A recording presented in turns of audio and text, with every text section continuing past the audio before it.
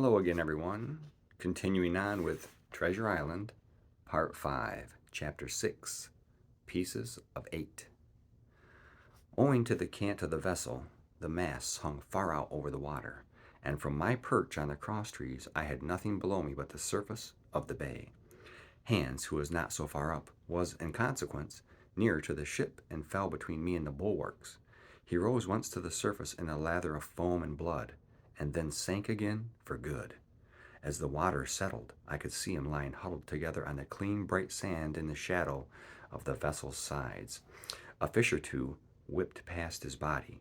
Sometimes, by the quivering of the water, he appeared to move a little, as if he were trying to rise, but he was dead enough for all that, being shot and drowned, and was food for fish in the very place where he had designed my slaughter.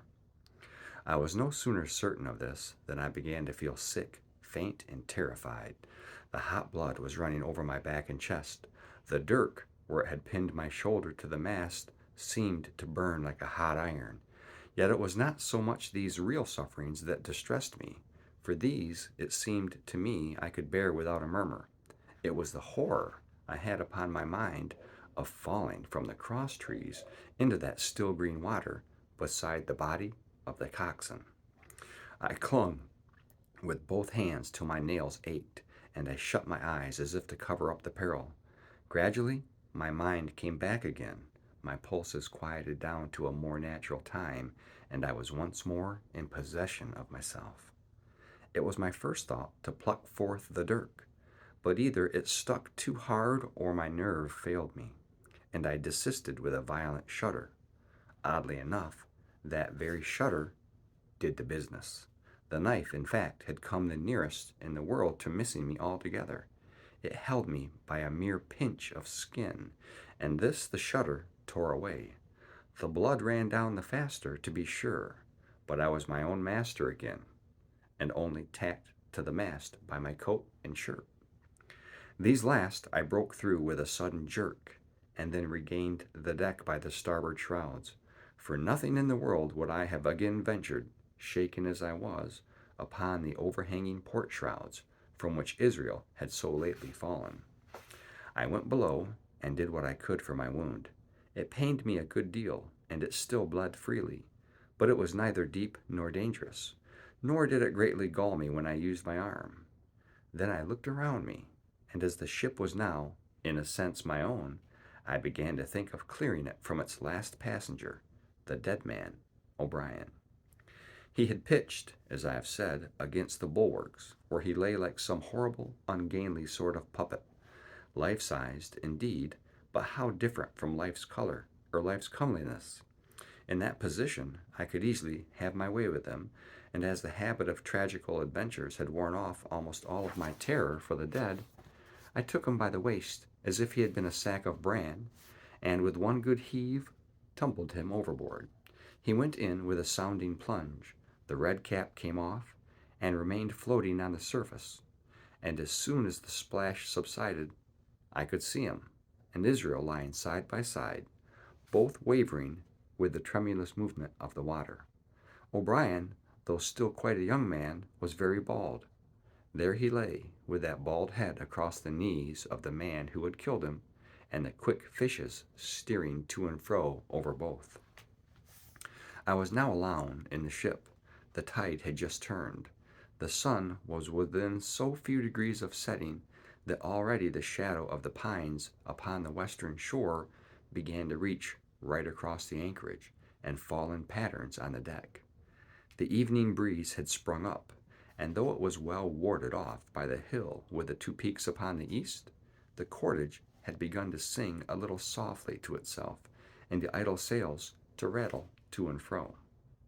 I began to see a danger to the ship.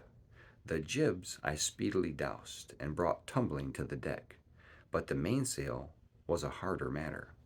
Of course, when the schooner canted over, the boom had swung overboard, and the cap of it and a foot or two of sail hung even under water.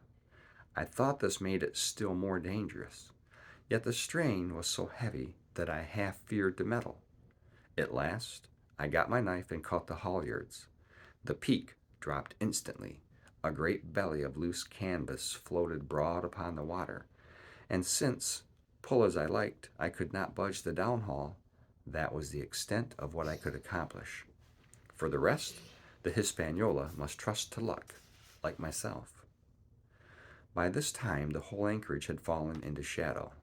The last rays, I remember, falling through a glade of the wood and shining bright as jewels on the flowery mantle of the wreck. It began to be chill. The tide was rapidly fleeting seaward, the schooner settling more and more on her beam ends. I scrambled forward and looked over. It seemed shallow enough, and holding the cut hawser in both hands for a last security, I let myself drop softly overboard. The water scarcely reached my waist. The sand was firm and covered with ripple marks, and I waded ashore in great spirits, leaving the Hispaniola on her side, with her mainsail trailing wide upon the surface of the bay. About the same time, the sun went fairly down, and the breeze whistled low in the dusk among the tossing pines. At least, and at last, I was off the sea, nor had I returned thence empty-handed. There lay the schooner, clear at last from buccaneers and ready for our own men to board and to get to sea again. I had nothing nearer my fancy than to get home to the stockade and boast of my achievements. Possibly I might be blamed a bit for my truantry, but the recapture of the Hispaniola was a clenching answer, and I hoped that even Captain Smollett would confess I had not lost my time. So thinking, and in famous spirits, I began to set my face homeward for the blockhouse and my companions. I remembered that the most easterly of the rivers which drain into Captain Kidd's anchorage ran from the two-peaked hill upon my left, and I bent my course in that direction that I might pass the stream while it was small. The wood was pretty open, and keeping along the lower spurs, I had soon turned the corner of the hill, and not long after waded to the mid-calf across the watercourse. This brought me near to where I had encountered Ben Gunn, the maroon, and I walked more circumspectly, keeping an eye on every side. The dusk had come nigh hand completely, and as I opened out the cleft between the two peaks, I became aware of a wavering glow against the sky, where, as I judged, the man of the island was cooking his supper before a roaring fire. And yet I wondered in my heart that he should show himself so careless, for if I could see this radiance, might it not reach the eyes of Silver himself, where he camped upon the shore among the marshes? Gradually the night fell blacker. It was all I could do to guide myself even roughly towards my destination. The double hill behind me and the spyglass on my right hand loomed faint and fainter. The stars were few and pale, and in the low ground where I wandered I kept tripping among bushes and rolling into sandy pits. Suddenly a kind of brightness fell about me. I looked up. A pale glimmer of moonbeams had alighted on the summit of the spyglass, and soon after I saw something broad and silvery moving low down behind the trees, and I knew the moon had risen. With this to help me, I passed rapidly over what remained to me of my journey, and, sometimes walking, sometimes running, impatiently drew near to the stockade. Yet as I began to thread the grove that lies before it, I was not so thoughtless but that I slacked my pace and went a trifle warily. It would have been a poor end of my adventures to get shot down by my own party by mistake. The moon was climbing higher and higher. Its light began to fall here and there in masses through the more open districts of the wood, and right in front of me a glow of a different color appeared among the trees. It was red and hot, and now and again it was a little darkened, as if it were the embers of a bonfire smoldering. For the life of me, I could not think what it might mean. At last, I came right down upon the borders of the clearing. The western end was already steeped in moonshine. The rest, and the blockade itself, still lay in a black shadow, checkered with long silvery streaks of light.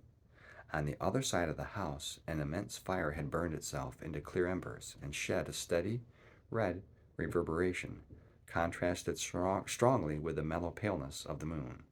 There was not a soul stirring, nor a sound beside the noises of the breeze. I stopped, with much wonder in my heart, and perhaps a little terror also. It had not been our way to build great fires.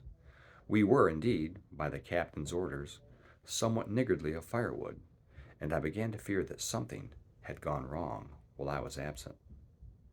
I stole round by the eastern end, keeping close in shadow, and at a convenient place where the darkness was thickest, crossed the palisade. To make assurance sure, I got upon my hands and knees and crawled without a sound towards the corner of the house. As I drew near, my heart was suddenly and greatly lightened. It was not a pleasant noise in itself, and I have often complained of it at other times, but just then it was like music to hear my friends snoring together so loud and peaceful in their sleep. The sea cry of the watch, that beautiful "all's well," never fell more reassuringly on my ear. In the meantime, there was no doubt of one thing. They kept an infamous bad watch. If it had been Silver and his lads that were now creeping in on them, not a soul would have seen daybreak. That was what it was, thought I, to have the captain wounded, and again I blamed myself sharply for leaving them in that danger with so few to mount guard. By this time I had got to the door and stood up. All was dark within, so that I could distinguish nothing by the eye. As for sounds, there was the steady drone of the snorers, and a small occasional noise, a flickering or pecking, that I could in no way account for. With my arms before me, I walked steadily in. I should lie down in my own place, I thought with a silent chuckle, and enjoy their faces when they found me in the morning. My foot struck something yielding. It was a sleeper's leg, and he turned and groaned, but without waking. And then, all of a sudden, a shrill voice broke forth out of the darkness. "Pieces of 8, pieces of 8, pieces of 8, pieces of 8, pieces of 8, and so forth, without pause or change, like the clacking of a tiny mill. Silver's green parrot, Captain Flint. It was she whom I had heard pecking at a piece of bark. It was she, keeping better watch than any human being, who thus announced my arrival with her wearisome refrain. I had no time left to recover. At the sharp, clipping tone of the parrot, the sleepers awoke and sprang up, and with a mighty oath, the voice of Silver cried, "Who goes?" I turned to run, struck violently against one person, recoiled, and ran full into the arms of a second, who, for his part, closed upon and held me tight. "Bring a torch, Dick," said Silver, when my capture was thus assured, and one of the men left the log house and presently returned with a lighted brand.